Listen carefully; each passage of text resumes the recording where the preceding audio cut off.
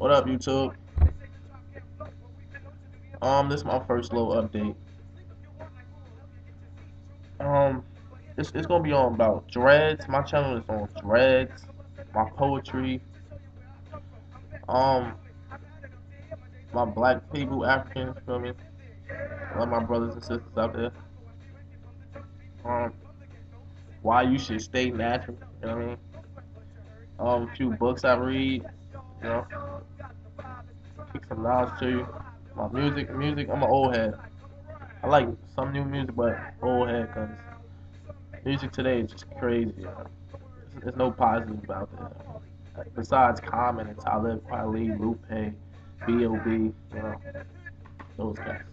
They on the pot. Anyway, yeah. But let me kick a little poetry to you. Feel me? It's called Black Thoughts. Yeah. Here we go.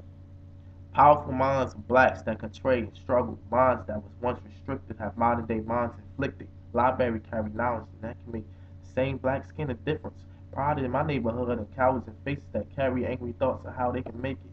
Why's enough blacks on a passport for a single vowel to pronounce the alphabet brought blood into the mouths if they even spoke of it. The vowels leave questions like why or how and why because blacks are strong minded race and if they endure knowledge they can concern the world here as for how they try to kill us all to place fear into the soul, building jails and remind us of slavery.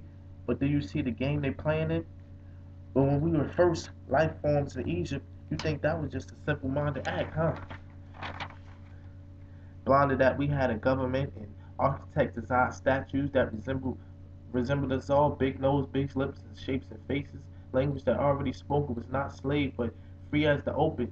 See, I don't approach this as a poem. I believe that the ideal purpose was to inform you on your history, because not knowing where you came from, you're not taking it to the open.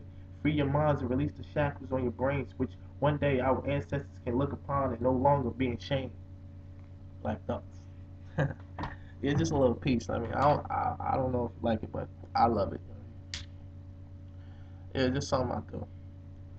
Um, I've been growing my hair for 8 months now. 8 months in. You know, take a good look. I mean, they growing. I don't.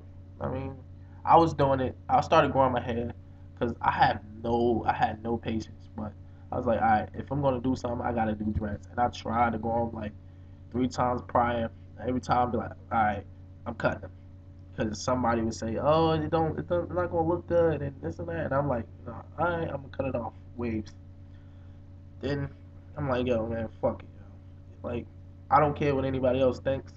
Like, I'm my own individual, and whatever I decide to do is what's best for me, you know. Just like you would do, and any other person would do. It would just, I mean, whatever you think is right, you go with that feeling, that gut feeling." So I started growing them. Last last summer, I started growing my hair.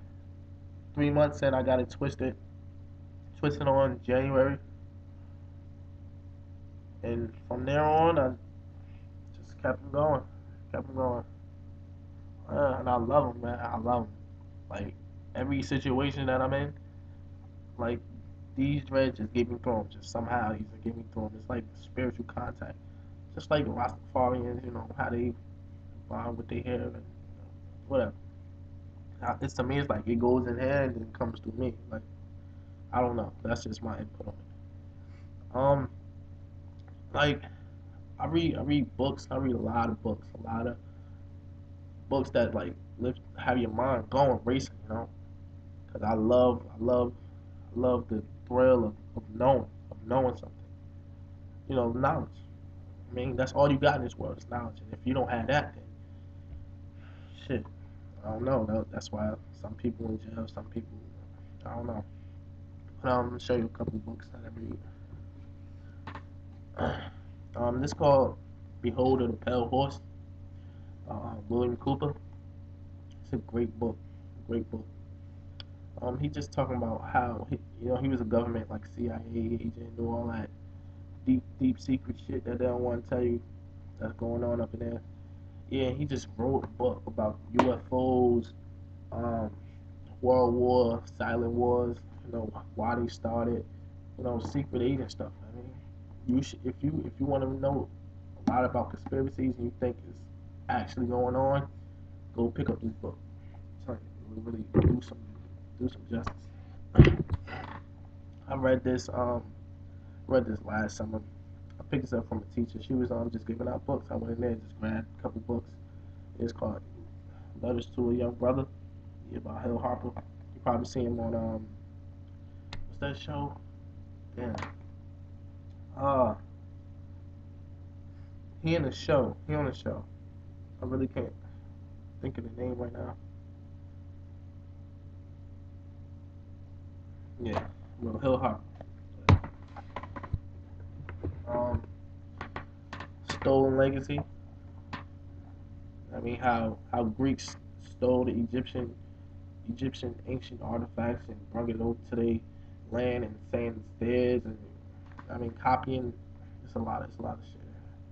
A lot of Greek names. Like if you get past the Greek names, you can understand what's going on in the book and how they're talking and speaking. There's a lot of Greek names, like crazy ass names. Stolen Legacy by George G.M. James. Great book. And Visions for Black Men by Naeem Akbar. Yeah, it's a great book, man. I mean, shout out to Zaylox 23, man. He's a good dude, man. Good dude, good brother. Um, yeah, pretty much I write poetry, write poetry, stretch my mind every day, type in, research a lot of things. I mean, I wanna be a history teacher, but looking at the history that they're having inside schools, they're not telling our history. They're just telling European history and things like that. So every his everybody's history connects in a way. In a way, it connects. Some of it is false. I ain't gonna lie to you. Some of it is false. And you should, I mean, be alarmed if it's false. When they tell you that, blacks is not the first descendant of life.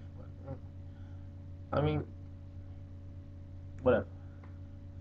But, yeah. And, hit me up. Comment. I mean, click the link down there. Yeah. And, I'm gonna get back with y'all. One love.